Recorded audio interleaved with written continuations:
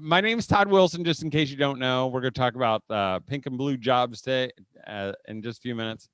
But my family and I, as I said earlier, we travel around the country really in an RV that we call a family man mobile. We spend most of our nights in Walmart parking lots, which is, if you've never spent the night in a Walmart, you're missing out because they are just super, super handy. Okay, we're still going, right? Okay. Okay. Okay. And so, and I don't have any hobbies in my whole life, except that I keep track of how many Walmarts we've stayed in and which ones we've stayed in. And so I've got this big Rand McNally road atlas in my that you can buy at Walmart that lists all the Walmarts in the whole country. So whenever we get to stay at a new one, I check it off. And so, and that's not duplicated because if I've stayed at them multiple times, I don't keep them. I don't keep track. But so far, I'm at 296 unique Walmart stays, which to me is the mark of a life well lived. And it is a really unique experience because we were talking about RVs or RVing just a few minutes ago, and I'll tell an RV story the next session. But I know that for people who've never done that, they're like, is it weird? It's not weird at all. In fact, when you pull in, you close up your windows, and you just feel like you're in a hotel. I mean, you just feel like you could be in a campground or somewhere. What's weird is when you open up your windows in the morning and you're like surrounded by people. That feels a little weird sometimes. But you've ruined your kids. When we were, I think in a Walmart, I think it was last fall, and we were walking out in the morning because you always go in and get whatever you need, donuts or something. There you always need something, and we were walking in, and one of my kids, were kind of hand in hand walking in, and he takes a deep breath and he says, "It feels good to be in a Walmart parking lot again." So they'll probably have some issues, but it is a lot of fun. It is a lot of fun, and I hope I don't repeat stories that I told yesterday because I feel like I've been doing this for a week, and this is only the second day. So anyway. So just a little bit about me again. We have 8 children. Our 4 oldest are married. They live super close. So my oldest has 3 children. They live right next door. I've got another son with his wife across the street. I've got 2 others who are real close as well. And it just feels so, so awesome. And I know that sometimes, again, when you've got young kids, it can feel like you're forever submersed up to your neck in children. My wife would often call those years the dark years, that it just felt like she never got a break, we're through those, and the relationships get deeper, the laughter gets louder, the issues get bigger, the arguments, they just continue, but it gets better. It just gets better. So I hope that's encouraging to you. Okay, what we're going to talk about now is something that I have not talked about for a long time. This is kind of one of those things that is kind of new on my radar. And really, maybe this is, it's just so, so important because as the title of this, I don't know what the title is actually, something about pink and blue jobs, raising pink and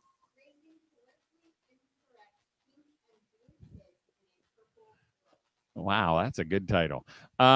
Raising raising politically incorrect boys and girls in a purple world. Because really those lines are that never were blurred before have gotten really blurry. And I first started thinking about this not because I wanted to make a stand, and I didn't feel that way. It really was brought about by my daughter, Catherine. And it was just a few years ago. And Catherine's been married for 2 years now. She just had their first child. It was a premature baby, but she's doing great right now, Adelie. And Catherine was in the kitchen, and she was at the kitchen sink. I don't know if she was doing dishes, but she was doing something in the kitchen sink. And we have in our dining room, you can see into the kitchen. So it's got one of those, a big pass through window kind of thing. And so I'm looking at Catherine, and we were just talking. I was maybe cleaning up the table. I was doing something. And I said to Catherine, I said, Catherine, the trash needs to, or she said, Dad, the trash is full. And I said, well, can you take it out?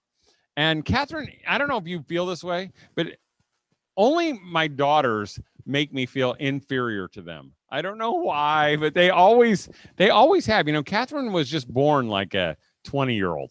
And even Maggie, her sister, would always make me feel like I didn't know as much as she did. I mean, even before she could read or write, she would say, Dad, how do you spell truck? And I'd say Truck. And she goes, that's not right. And I'm like, yes, it is. It's Truck. And she goes, you're wrong. And I'm like, Maggie, you don't even read or write. And she goes, you're wrong. And I'm like, Maggie, that is how you spell it. And she skips off away. And I'm thinking, T-R-U, But Catherine always reminded me like a librarian. You know how like pictures librarian with the horn rim glasses, and she would go shh. Catherine was the one who was always telling us, like, you need to get control of your children, things like that, or Dad, you need to do this better. And she was always right, but I always kind of felt like inferior to her.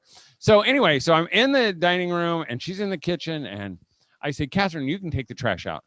And she looks at me, and she didn't have glasses on, but if she did have glasses, they would be down her nose, and she would have been looking at me like this and said, Dad, that's a blue job. And I'm like, what? She goes, taking out the trash is a blue job. And I'm like, what do you mean by that? She goes, there are pink jobs and there are blue jobs. Taking out the trash is a blue job. And what she was saying was there are jobs for girls and jobs for boys. Now she didn't clarify what the pink jobs were. So, but she was pretty clear that this job was not her job. It was a blue job, a guy job. And later on we discovered there are brown jobs, which are dad jobs. And I started thinking about that. There really are some distinctions as we homeschool our kids that we want to teach them. There are blue jobs and there are pink jobs.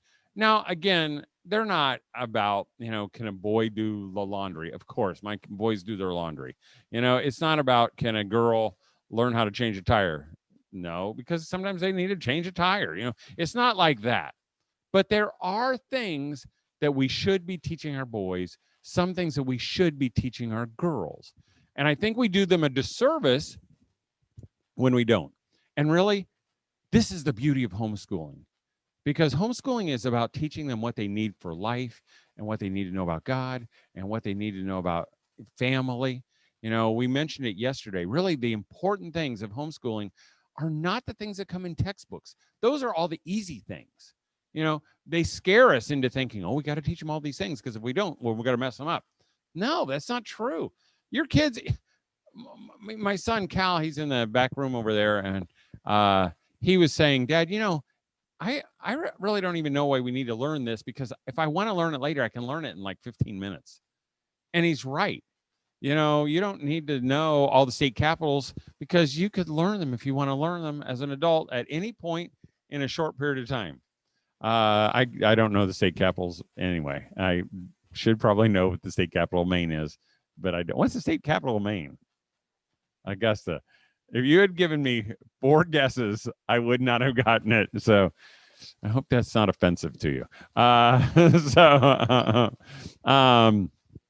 So as I started thinking about this, I thought, okay, so how does this work? And then, every once in a while, you're reading your Bible and you come across something and you think, that's it. I found that's it. Kind of a homeschool curriculum for boys and girls. And again, I want to make that distinction between our boys and girls, because there are distinctions, right? Duh. I never thought we'd have to live in a world that we'd have to even make that distinction, where you're somewhere and now, the princesses can be boys. And I'm like, no, princesses can't be boys because that's what a princess is. It's a girl, but they're saying, nah, if you want to. And like, that's not true. It's nonsense. So I was reading my Bible in Titus chapter 2. And I know if you're a mom and you were raised in a church, you probably have gone and come to dread this passage because it's like, oh, they're going to talk about, wife stuff. It's not about just women. In fact, it talks about everybody. I take it really personal because it starts out this way. Titus chapter 2, verse 1 says, you, however, must teach what is appropriate to sound doctrine. And really, I supply my name in there because I think for me. So you, Todd, must teach what is appropriate to sound doctrine. And I was raised in a Baptist church. And if you're a Baptist, you say the word doctrine differently than any other word in the whole world. Because Baptists like to make it sound more spiritual. And they'll say doctrine. They drop their jaw and it just sounds like a holy word because we like our doctrine. And if I were to ask you, okay, what are some of the doctrines of the Bible? We might say, oh, there's the doctrine of salvation. They'd call it soteriology. The doctrine of the church, ecclesiology. The doctrine of the Holy Spirit, pneumatology. A lot of fancy words. Those are all the safe doctrines or the safe teachings. They're the ones that do with God, not really me, because God can take care of himself. He doesn't need me to define him. These doctrines, these teachings are the dangerous ones, the ones that have to do with me, the ones I don't really like, the ones that have to do with our kids. And so it says this, you, however, must teach what is appropriate to sound doctrine or teaching. Teach the old men to be temperate, worthy of respect, and self-controlled, sound in faith. We're going to supply the word, sound in love, and sound in endurance. And so we're going to start looking, so it starts with the old guys, but we're not going to look at them as just old guys, because really what old guys are, they're boys who grow, And so these are things I think for our boys that we need to teach them. We need to teach them to be sound in faith, and what is faith? I'm asking. And again, we've got a whole room full of people here standing up. There's some standing up in the back. So what does faith mean? I'm asking. Trust in God. Anybody else? I mean, that's the right answer. So I'm asking. To believe without sight. She's a Baptist. And you're not a Baptist. That's a good Baptisty answer. And it is that. It's both of those things. But really, it's kind of not just believing in our head, but it's like acting on those beliefs, right? It's like acting on those things. That's what we're supposed to teach not only our boys, but our girls as well in our homeschools. I shared the story yesterday of, in my RV, and when my alternator went out and we're stranded, and I tell my kids we can trust God. But when I'm freaking out, it doesn't look like I really trust God, does it? In fact, they're watching me, and my words are cheap. What I tell them is cheap. What I live is truth. And so, again, we live in a crazy world. Our boys and our girls later are going to live in a crazier world, and they're going to need to know how to trust God. And they're only going to learn that by watching you. So we need to teach our boys, especially, to be solid in faith. Not especially, I shouldn't have said that, but at least to be the leaders in the charge. Because really that's what we're supposed to teach our boys. Our boys are supposed to be leaders. And in fact, moms, when I ask wives, I say, what do you want in a husband? You always say, we want a strong Christian leader. And so, so the dads who are listening right now, I want to tell you, you need to show your boys how to lead, and boys learn that by watching their dads. But moms, and we got primarily moms here, I often wonder if they learn it more by you. Not by watching you, but by you allowing them to do it. Because sometimes you moms, because I meet a lot of dads, and I meet a lot of dads who grow up who aren't leaders at all. They're afraid to lead in any way. They're even afraid to make simple choices. And so if I'd say, hey, what color is this speaker over here? And I think they can see it. I have a friend named Larry. If I asked him what color that speaker is, he'd say, I don't know, it could be anything. And I'm like, well, it doesn't look like it could be anything to me. What color do you think it is? He goes, I don't know. I mean, lots of different. And I'm like, it only looks like it could be one color to me. you know, he would not give me an answer. Do you know why would not give me an answer? Because he was raised by a mom and then he married a wife who, if he said that was black, they would say, no, that's charcoal. They would tell him why he was wrong. And so everything he did was wrong. And so he got to the point where he was afraid to do anything. Mom, I think sometimes our boys feel that way. You need to let your boys lead and to fail. So when you give them a job to do, let them do it. Or as they get a little bit older, let them fail in other things, like applications. I know what moms do. Moms are like, oh, hey, there's this job opening. You got to fill out this application. And then they bring the application home and then they fill it out. And then you look at it and you go, this looks like a third grader wrote it, And so you erase everything and you write it all back in there. And then they get the job. And then the next morning when the alarm goes off, you run in there and you wake them up and you make sure they get up and then you make sure they get their breakfast and then you get them out the door. And so they get to work and you tidy everything up around them. Don't do that. You let them lead and fail so that they may learn something really, really important later, because they're going to need to lead and fail some more, really. Because it's not like, then we get it down and then we husbands are great leaders. We're not. We still blow it, but they won't be afraid to do that. So you help your boys by leading. Also, you can help your boys by letting your husband lead. Not just in the big things, but even in the small things, because your kids are always watching you, right? Because that's what homeschooling is. They're always watching you. So, like I thought I was pretty smart before I got married. I mean, really, I could do a most simple task all by myself. Like I could go to any parking lot, including this one right out here, and find a parking space. But I soon learned after I got married that I could no longer find a good parking space. And I mean, like I'm married and I pull into this parking lot, I'm newly married, I pull into this space and my wife goes, why are you parking here? And I'm like, I don't know, because it's empty. Is this a trick question? And she goes, why would you park here? Why didn't you park closer? And I'm like, okay, fine. And I'm like, over here. And they're like, no, she goes, no, not over here, over there. And I'm like, oh yeah, right. And I get over there. I kind of got to the point where I would freeze up in a parking space, a parking lot. And I'm like, so where do you want to park? And she goes, I don't care. And I'm like, that's not true, And my kids realize it too, as well. In fact, we'll be driving down the road, in an RV, it'll be dinner time and we're tired of eating in. So we'll say, I'll say to my wife, where do you want to eat? She goes, I don't care. I don't care where we eat. And I'm like, okay. How about we eat at Burger King? She goes, nah, I don't feel like Burger King. And I'm like, well, how about pizza? We just had pizza. And I'm like, how about Bob Evans? She goes, I don't want to eat there. And I said, well, where do you want to eat? She goes, I don't care. And my kids will now say, that's not true, Mom. You do care. Just say it.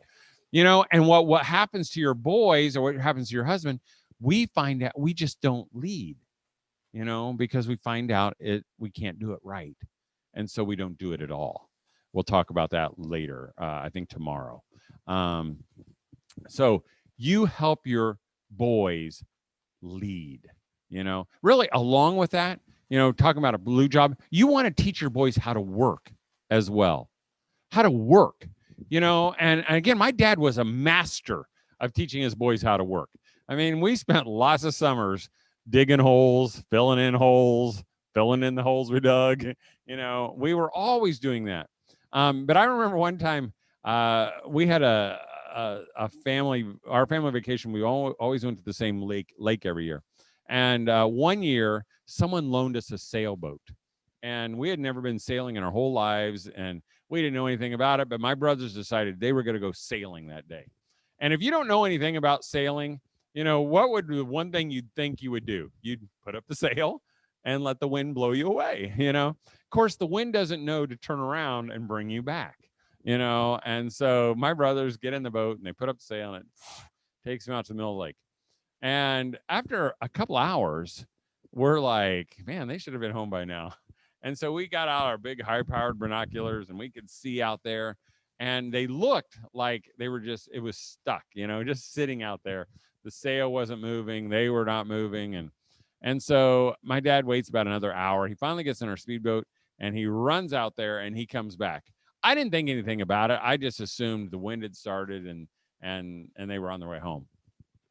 But a couple hours later, I look out into the channel, and I can see them. One of them's in the water, dragging the boat. He's in his life jacket. The other one's using his life jacket or whatever he had to paddle the boat. And they are like, they pull and they lift it up, and they're just exhausted. And I said to them, I said, what happened? They said, we got out there, the wind just stopped. We didn't know what to do. And we just finally, and I'm like, yeah, but Dad came out with the boat. And he goes, yeah, Dad came out. He circled the boat once, and he threw us a sack lunch, and he left, because my dad was teaching them something really important. Is that an important homeschool lesson? That's a huge lesson, but again, sometimes you moms, you undo that, because you don't want to see your kids suffer. You don't want them to struggle, and I don't know about if you're a single mom, sometimes the temptation can be to make up for maybe the loss or the lack of a dad, that you try to make life easier for your kids. Don't. Your boys. I know one time there was a single mom at the church I was at, and it was a painful situation. It was just not good. The son, who was late teens, he was like 18 or 19, he was just really struggling, and without his dad. And one day she calls me and she says, hey, my son Steven, he's stuck at a CVS. Do you have a CVS here? A Walgreens, something like that. He's stuck at a convenience store. And Martin's, that's the only store you have that, I don't know what a Martin's is, but he goes, he's stuck. I think he has a dead battery. Can you go get him? Now, it was like 20 minutes to 30 minutes for me to go get him. And I was a pastor. And I'm like, I really don't have time right now, but here's what you should do. Tell Stephen to put the hood up of his car and to ask someone to jumpstart him. And she goes, well, he didn't know how to do that. And jumpstart a car. And I said, it doesn't matter. Have him put up the hood of his car and ask somebody, do you know how to jumpstart a car? I don't know how. Can you jumpstart me? And she goes, yeah, but I don't think he has jumper cables. I said, have him put up the hood of his car. Ask someone, I don't have any jumper cables. I don't know how to jumpstart a car. Can you do it? She said, yeah, but he'll be afraid. I said, have him do it anyway, because he will feel like he fixed the car when he came home. He will feel like a man, And I said, call me afterwards, tell me how it goes. And so she never called me back. But a couple days later, I see her somewhere, and I say, hey, how'd that go with Steven? Did it work out okay? And she goes, oh, I just called someone else to go get him. And I thought, she missed an opportunity to teach him something really, really important. Moms, you can do that. And dads, if you're listening, you make your sons work. I know lots of dads who don't make their sons work. That's why I have sons, to make them work so I don't have to, or we work together. Does it make the job harder? Yes. Is it easier to do it yourself? Yes. Don't do it that way. You have them do it because you're teaching them something. So teach them, your sons, how to work.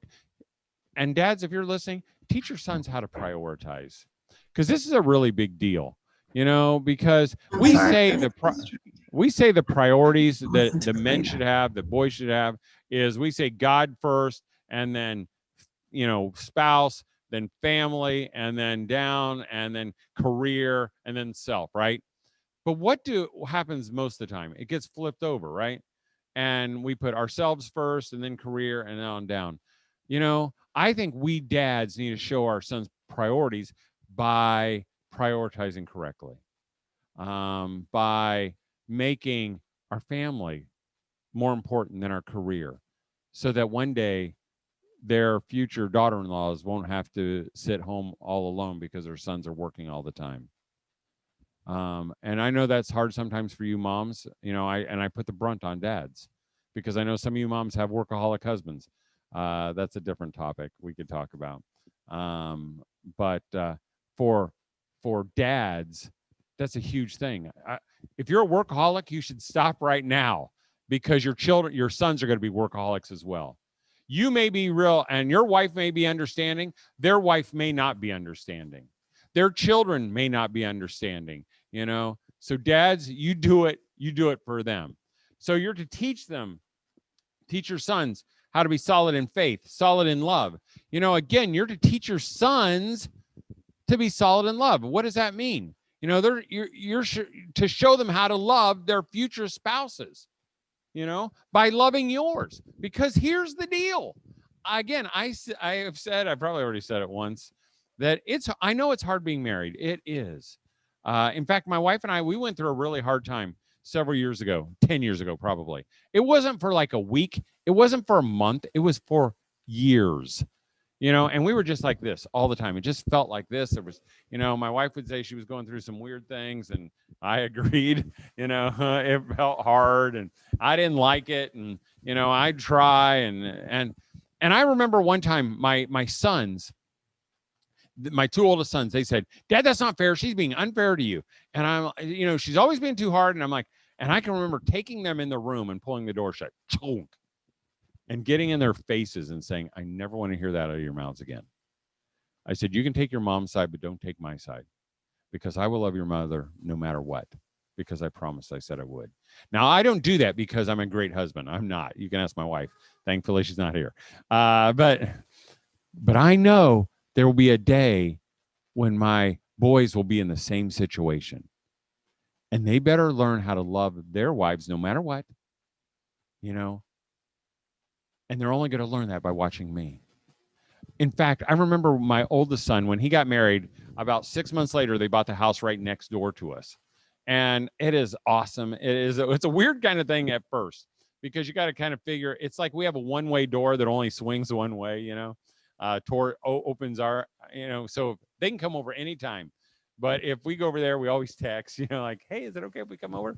In fact, one time we would keep some soft drinks in our back little entryway, just kind of out of the way. And I would hear the door open, and I'd hear this, and then I'd hear him leave, and I thought, this is awesome. We're like a big refrigerator for him. And he borrows everything. We couldn't find our vacuum cleaner. And they're like, "Where's our vacuum cleaner?" And I'm like, "I have no idea where it is." And they're like, "Well, maybe Ben took it." He wouldn't take our vacuum cleaner. Ben had our vacuum cleaner, he couldn't find his, so he borrowed ours. But I don't even know what I was talking about. But so they bought the house, and then 6 months later, so they bought it 6 months after they got married. And a few weeks after that, it was like a day like today, where it was maybe a little bit warmer, a little bit later, where the leaves were just starting to come on the trees, just barely. And they had come over to our house for dinner, and it was unplanned. And we were just having, we were eating together, and afterwards we just kind of went our separate ways, and they were going back to their house. And as I was doing something, I started going upstairs. And as I went upstairs, I stopped halfway up because there was this window, and this window looking out over to their house, and their house about 75 yards from our house. And I saw Ben and Rissa, they were holding hands, and they looked so newlywedish. They were just kind of bumping into each other, like a Hallmark commercial. The sun was just kind of going down, and it was warm, and they were kind of, doing one of those little kicks, where you kick each other, and it looked so perfect. And as I'm watching this, the first thought that came to my head was this: one day she's going to hate him, because that's the truth. That's real life, and I thought, he better learn how to love his wife. And the only way he's going to learn that is the way I love my wife. I'll tell you, those are hard homeschooling lessons. I would rather give him a textbook or a PowerPoint presentation, which is so much easier, or teach him math facts. You know, I know maybe some of you are new homeschoolers, and again, you're worried about the wrong things. You're worried about, are my kids going to be able to do their times tables? They're going to get it. You know, they're going to learn all those subjects. These things are the things we don't want to miss while we're homeschooling our kids. And the great thing about homeschooling is we can be even more, uh, uh, what's the word? Intentional as we teach them these things. So, you know, we're to teach them to be solid in love. Later on, it talks about the moms. And really, so I'm just going to kind of insert this here. You know, this solid in love is a skill I think we need to teach our sons too, is how to ask forgiveness. Because, and again, dads, if you're listening, this is you, because, you know, asking forgiveness or forgiveness is like the greatest tool God has ever given any relationships. I just did my uncle's funeral. I was in Nebraska last weekend. On the way home, we stopped and I did my uncle's funeral. And he had two boys, and one of the boys was kind of not talking to anybody, and it was, you know, just a family thing, and some harsh words were said at one time, but he hadn't talked to him in probably 10 years. I mean, it was a long time. But then at the funeral, the son stood up and he said, will you forgive me? You know, he said it to everybody, and I knew he had worked on it that day, the night before too, and he was working on that day. And the brother reached over and they grabbed hands, and the mom and all that. And I thought, you know, really, forgiveness is like, it levels the playing field again. It just makes everything right. Um, and so, husbands, you need to show your sons how to ask forgiveness. And how do you show them? Well, yes, you could get the verses out and you can have memorize the forgiveness verses. You know, you could have some stories about how the forgiveness and God forgave us and all that. But that's not the best way. The best way is asking forgiveness yourself. And I do it to my children all the time. You know, I know that one time, you know, one of my sons was being disrespectful to his mom. And of course, you know, I jump in with a giant axe and just start hacking off everything. I can't believe you acted that way. And I just, you know, go in your room and never come out again. And my wife is like, wow, where did that come from? And I'm like, I don't know, but it came fast. I couldn't seem to stop it. And God got a hold of my heart. And about 10 minutes later, I walk in and I go, I am so sorry. Will you forgive me? I said, you don't deserve to have a dad like me. And my son said, yeah, Dad, I forgive you. And I said, do you know how much I love you? And he goes, yeah. And I'm thinking in my head, how could you? I'm so mean to you. But the reason he did is because I asked forgiveness, you know? And dads, you need to ask forgiveness from your wife as well. Because sometimes my idea of forgiveness, asking forgiveness, and my wife's idea of asking forgiveness are totally different. You know, I hurt my wife's feelings and I say, I'm sorry, we forgive me? And she goes, yeah. And I'm like, good, okay, done. Boom, we're moving on. The next day, I see this little cloud hanging over my wife. And I'm like, what's wrong? She goes, well, yesterday you said this. I'm like, well, I didn't mean it. I'm sorry. And she goes, well, okay. And then a couple days later, this cloud is still hanging there. And I'm like, what is the deal? And she goes, well, you know, early in the week you said this. I'm like, I don't even remember saying that. And I said, I don't know. Your husband's waving his hand. This is a similar story that we all have, you know. And I said, I'm sorry, okay. And then I listened to her, and I go, okay, tell me. And she tells it, and I try to, I'm like, yeah, I can see that. I am so sorry. Will you forgive me? And now the wind blows and the cloud goes away because I took it to the end.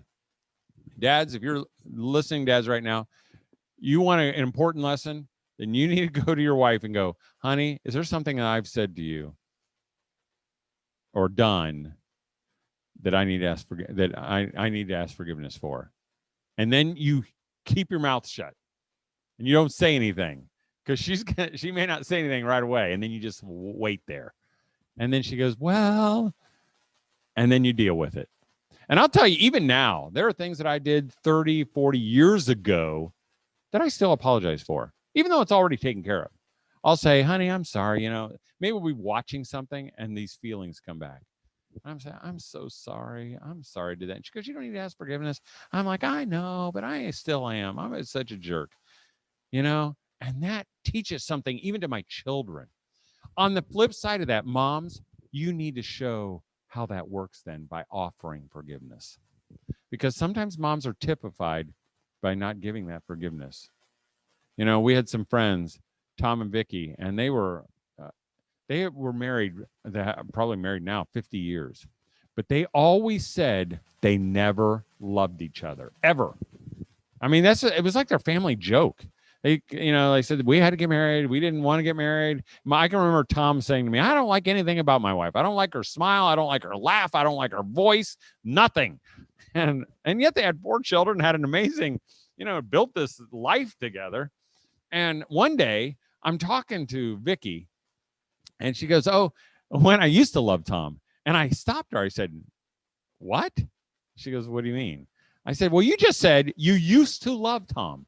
You always said you never loved Tom. Used to and never are not the same.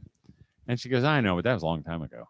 I said, well, yeah, but what happened? She goes, well, we were newly married. She said, I was working in the kitchen with Tom's mom at their house, and we were doing something. I don't remember what. And Tom was outside, and he was working outside with his dad, and he was all sweaty and hot. And he came inside, and he maybe washed off his hands. He put his arms around his mom's waist and gave her a little peck on the cheek. And he totally ignored me. And she said, I have never been able to forgive him for that. And I said, Vicky, that is the stupidest thing I've ever heard in my life. And I could not convince her. You know, and the thing is, she had daughters, or she had, I should say, grown children who were as my age. She had a daughter whose husband failed her miserably. Do you think she's having trouble forgiving him? It's not happening because that's what she was taught. That is a huge lesson, you know. So your boys, those are the things there's some other things you could teach your boys. We're going to run out of time. And then it says this, likewise, teach the older women to be reverent in their way, not to be slanderous or addicted to much wine, but to teach what is good. Then they can urge the younger women to love their husbands. And again, we kind of touched on this last session, but if you want a curriculum for your girls, this is like a curriculum of what you're supposed to teach your younger girls. Because if you think about it, moms are the older women, girls are the younger women, you're to teach them to love their husbands. Again, we mentioned that last time. Every time you love your husband, your daughters are watching you. In fact, it might even be as simple as teaching them about how to be beautiful. Because my wife will say that that every day when she grew up as a little girl, her dad would come home about 6 o'clock. She said at about 5:45, her mom, whatever she was doing, she would exit the room. She would run upstairs. She would get ready for her man. And my wife talks about it really fondly, like, oh, my mom always got ready for my dad when he came home. And I thought that was so sweet, because the thing about this beauty thing, how to be beautiful, is the world is trying to teach our daughters that all the time, right? And their definition is totally different than what we should be teaching them. In fact, I know that even when my girls were little, Catherine, I realized how important it was to her to look pretty.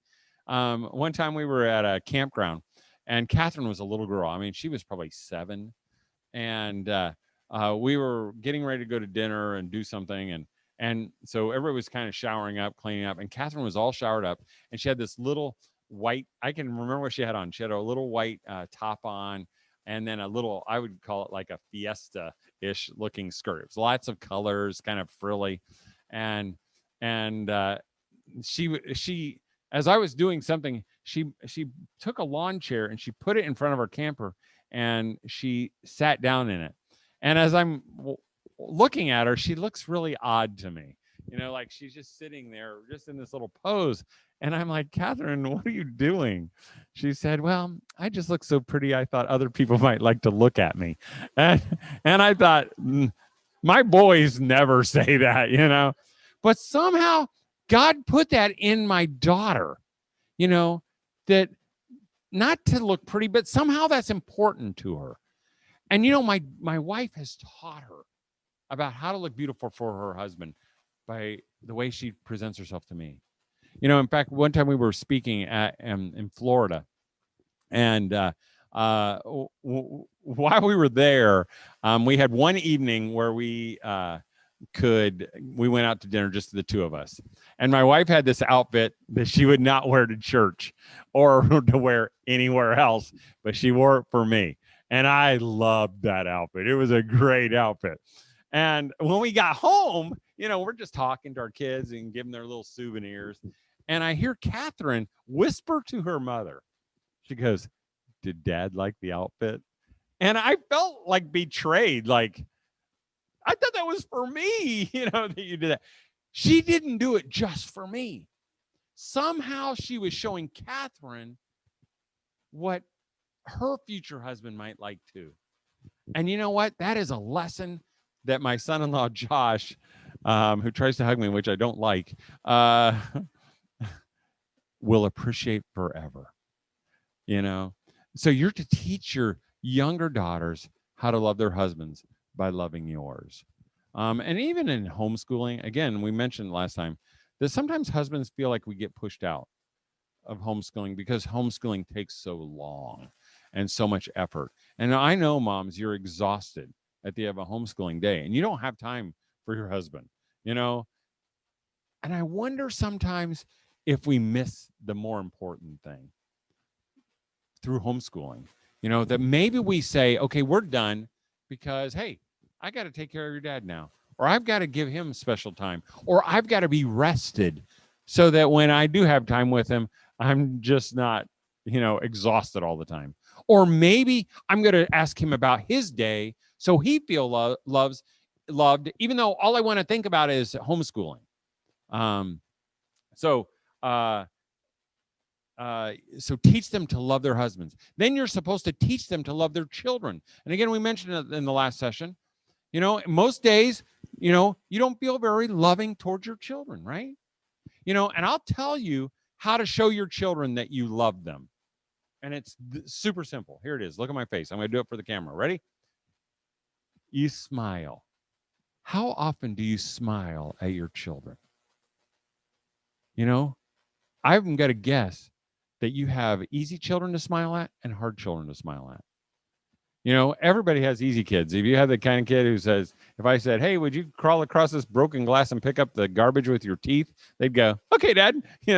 Other kids, if I said, hey, here's a bag of money. If you want it, you can have it. And they'd go, I've got to do everything, And some of those kids are easy to smile at. Some of those kids are not easy to smile at. But all your children need your smile. Because what does your smile say? Your smile says, all is good. And I like you. I'm afraid sometimes our kids don't feel very liked.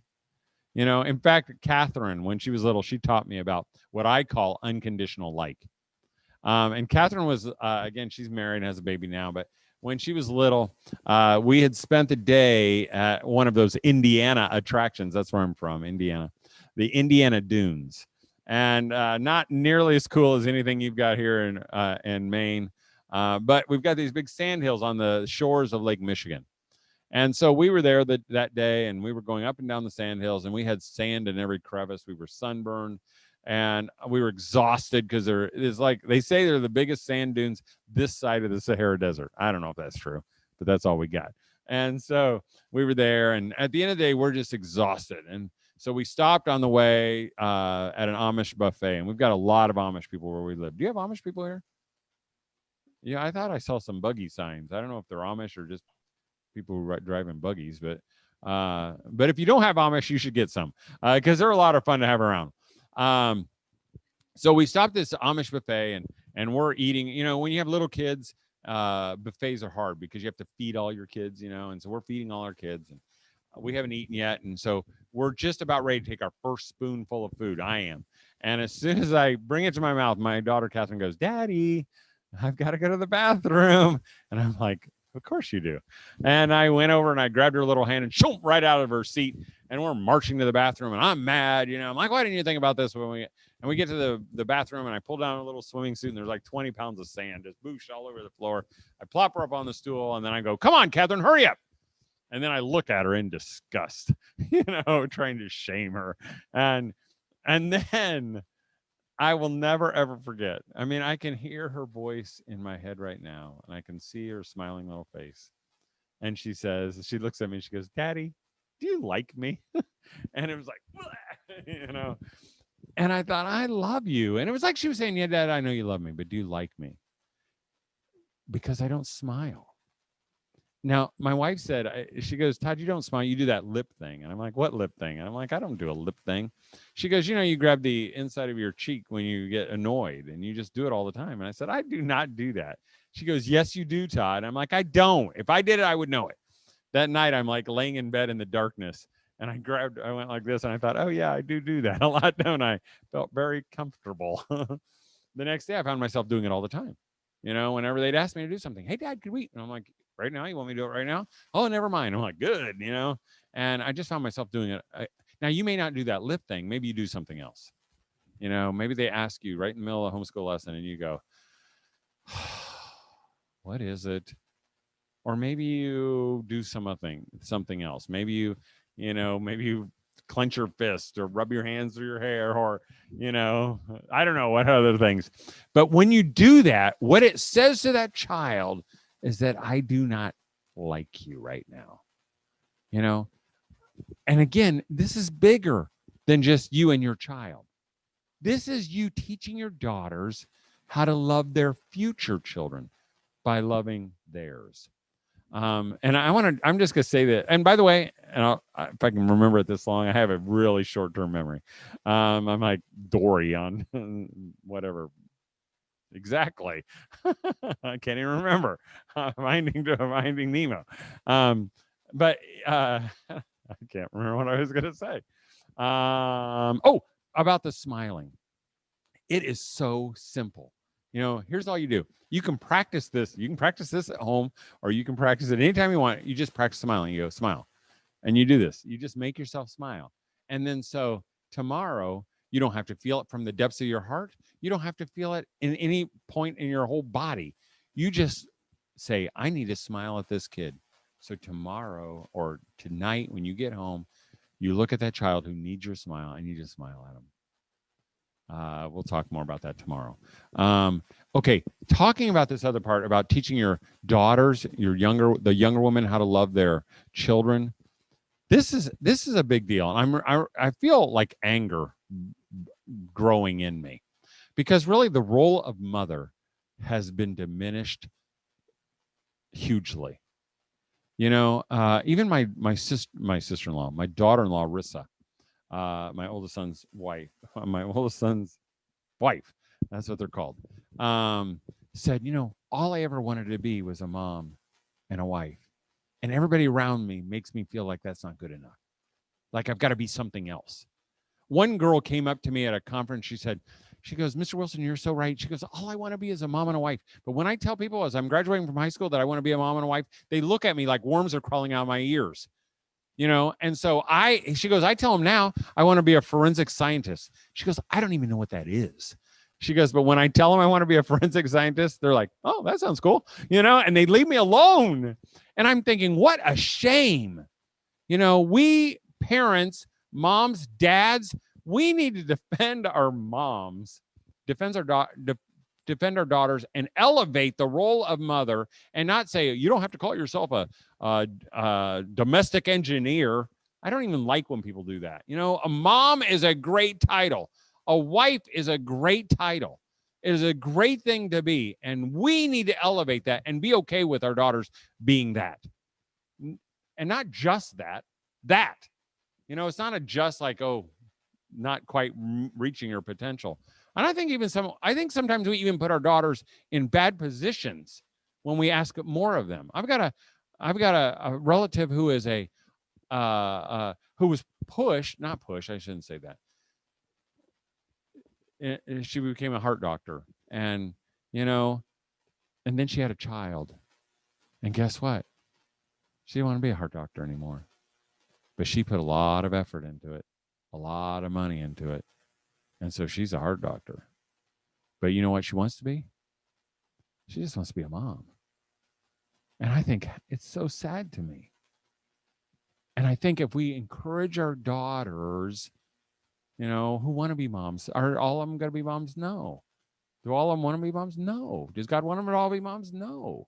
But the ones who do, they can be a mom. They can be a wife, and that is a good thing. So you're to encourage them to love their children. I'll tell you, and dads, I do the same thing. For my daughters, when they do something in our home or that serves us, I always praise it.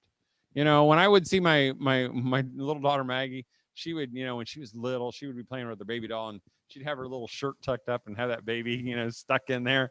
And I'd kind of go, "Oh, you're going to be such a great mom one day." And I would fan that, And now when my son had his shirt tucked up and the baby, and I go, "We'll talk about that later." But but I fan those things. I do it with my boys too. Whenever I see any of my boys being great with their brothers, I'll say, "You're going to make a great dad. You're going to be a great husband." I told my sons yesterday, "You're an awesome husband," because I want to fan those things that are important. We can do that in homeschooling. We can do it at any time, but especially in homeschooling. There's some other things. The last one, just for our daughters, though, it says, and then there's some other things afterwards, that you can urge them to love their husbands, love their children. And then it says, oh man, we should have covered this. We will. We're going to do it real. It says, to encourage them to be pure. Moms, sometimes you're so fearful of our daughter's purity. So what we do is that when they're young, we start reading them these books like, you save your first kiss for the prince or whoever, and those are fine things. And, we give them a purity ring, and then we give them purity bracelets and purity necklaces until we weighed them down with like 50 pounds of purity jewelry, so that they feel every single one of their choices. That's fine. That's fine. But really, you're wasting your money if dads are not meeting those needs. And I'm looking at dads here. Dads, you're it. Your daughters need your touch. We're going to talk about that more tomorrow. But I'll tell you what, I felt that even with my daughter. My daughter was a toucher, Catherine. But as she got older, she became more like a woman, and all this emotion came out of nowhere. And I'd say, "Good morning, Catherine." She's like, "You're yelling at me." And I'm like, "I'm not yelling. I just said good morning. You're always yelling at me." I'm like, "It's a common thing to say in the morning, good morning." She goes, "You're doing it now." And I'm like, "No, I'm not. Stop it." And I found that as I was harsh, she didn't want me to touch her anymore. I'd put my hand on her shoulder and she'd kind of slough it off. And I thought, what have I done? I put her in a very vulnerable position so that the first guy, who's nice to her with beer cans through his earlobes, could whisk her off her feet. Dads, you have the power in your daughter's life. And again, we're going to talk about that tomorrow, the very last session. And I hope you'll join me. So those are just the beginnings. There are more things in Titus 2 that really talk about those distinctions between the things that men, old men, young women, and young men and young women and older women, that we should be teaching them. But I will say that there just are distinctions in those two groups. Lots of the same, some things that are different. We're out of time. I've got about 2 minutes. Anybody have a question in here? We won't take any questions online, but anybody have a question in here? Okay, let's pray. Father, we thank you for this time that we've just had to talk, and we've talked fast here. And we thank you for those who've joined us online and those who are here. And we just thank you for giving us boys and girls, or maybe just a family that has a boy or just a family that has a girl. I pray that we would not listen to our culture, that we would stand against our culture, and we would teach them in their distinct roles so that they may grow up to teach their children, who will teach their children. And we thank you, Father, that you haven't left us on our own to figure that out. And we know, Father, that things do change over years. And it was, maybe it was cultural back then where they did say girls could only do certain things and boys, and we're not talking about that. But may we teach them so that they may fulfill their roles as husbands and wives, as mothers and fathers. And we thank you that we can do that all as we homeschool. And we pray all this in your name. And all the moms and all the dads said, amen.